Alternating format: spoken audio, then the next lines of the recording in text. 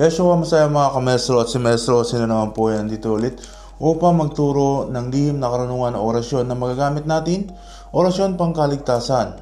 Kaligtasan, ano nga ba yung mga benefits? So, kontra kulang, kontrabarang, elemento spirito, usog, gayuma, lahat-lahat ng mga isipin mo, aswang, elemento, diablo, lahat ng kampo ng kadiliman ay mapaproteksyonan ka ng orasyon na ito. At the same time, pangkaligtasan din to sa aksidente, sa mga panganib. So, kung nagja-drive ka o lalabas ka ng bahay o nasurot mo ng bahay, matutulog, ay pwede po ito mga kamaestro. Napaka-iksi lamang po ng dasal na ito at madaling kabisaduhin. Ang gagawin lamang ito ay dadasalin po natin ng 3 beses at ihihip po natin sa dibdib.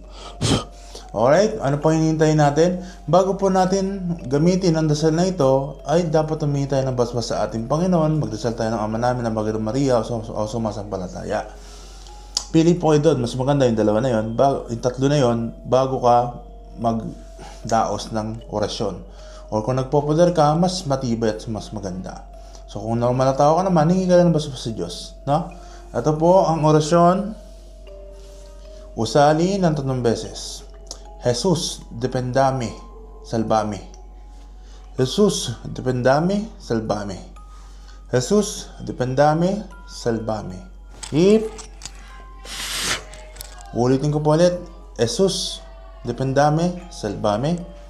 Jesus, dependame, salvame.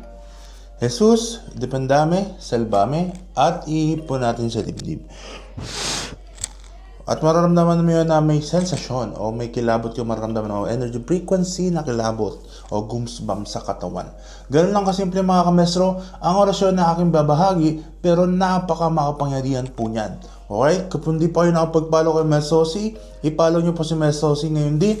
At tapangako ko sa inyo na magkakaroon kayo ng mga karunungan na mapapagana nyo sa pang-araw-araw. At siguradong safe kayo dito kasi napakatagal ko nang nagtuturo sa reels sa Facebook ng mga dasal. OG tayo dyan. Tayo nagpauso ng mga reels na kumbaga umabot ng milyon at ginaya ng iba. So, yun. Ako talaga yung nagdaos ng ganyan. Yung nagpasibol, nagkopya-kopya. Wala namang ano sa akin. Wala namang problema sa akin. Kaso nga lang, kinokopya yung dasal natin at kinokopya nila at papost nila sa kanila at angkinin nila. So, bahala ng Diyos sa kanila.